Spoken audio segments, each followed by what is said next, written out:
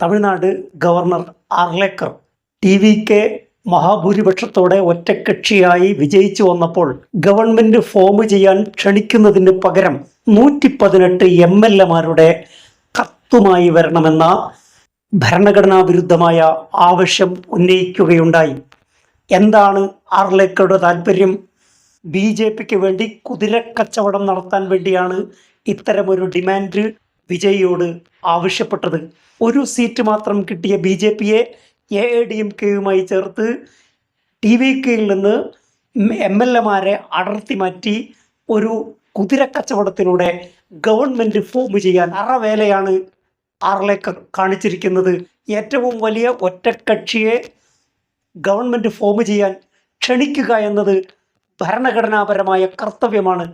അത് നിർവഹിക്കാതെ പിൻവാതിലിലൂടെ ഒറ്റ സീറ്റ് കിട്ടിയ BJPയെ തമിഴ്നാട്ടിലേക്ക് ക്ഷണിക്കാൻ വേണ്ടിയാണ് RSSകാരനായ ഗവർണർ ശ്രമിച്ചത്. ഇപ്പോൾ വിജയിയുടെ ടി.വി.കെയുടെ ഭൂരിപക്ഷ പ്രതിസന്ധി CPM-ഉം CPI-യും ഇടപെട്ട് പരിഹരിച്ചിരിക്കുന്നു. BJPയുടെ പിൻവാതിലിലൂടെ വരാനുള്ള അവസരം അവർ ഇല്ലാതാക്കിയിരിക്കുന്നു. കോൺഗ്രസ് അധികാരത്തിൽ വരേണ്ട ഗോവയിൽ ഇതേ അട്ടിമറിക്ക് നേതൃത്വം നൽകിയ ആളാണ് ആർലേക്കർ. അന്ന് BJPയെ ഗോവയിൽ ഗവൺമെന്റ് ഉണ്ടാക്കാൻ അവസരമൊരുക്കിയ ആളാണ് ആർലേക്കർ. കറകളഞ്ഞ RSSകാരൻ. അദ്ദേഹത്തിൻ്റെ കൂറ് ഭരണഘടനയോടല്ല, വളരെ കൃത്യമായി മാനദണ്ഡങ്ങളുണ്ട്. ആരെയാണ് ഗവൺമെന്റ് ഫോം ചെയ്യാൻ ക്ഷണിക്കേണ്ടത്? ആ ഭൂരിപക്ഷം തെളിയിക്കേണ്ടത് ഫ്ലോറിലാണ്, ഗവർണറുടെ മുമ്പിലല്ല. ഇത് സർക്കാരിയ കമ്മീഷനിൽ SR ബൊമ്മെ കേസിൽ വ്യക്തമായി സുപ്രീം കോടതിയും ഭരണഘടനയും വ്യക്തമാക്കിയതാണ്.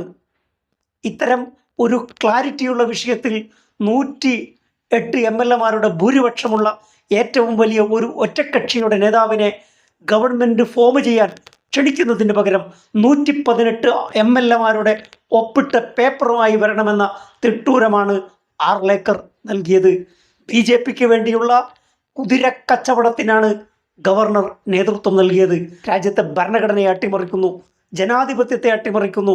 തെരഞ്ഞെടുക്കപ്പെട്ട ഗവൺമെന്റിനെ ഭരിക്കാൻ അനുവദിക്കാതെ ഭൂരിപക്ഷമില്ലാത്ത ഒരൊറ്റ സീറ്റ് കിട്ടിയ BJPയെ പിൻവാതിലിലൂടെ അധികാരത്തിലെത്തിക്കാൻ വേണ്ടി ശ്രമിക്കുന്നു.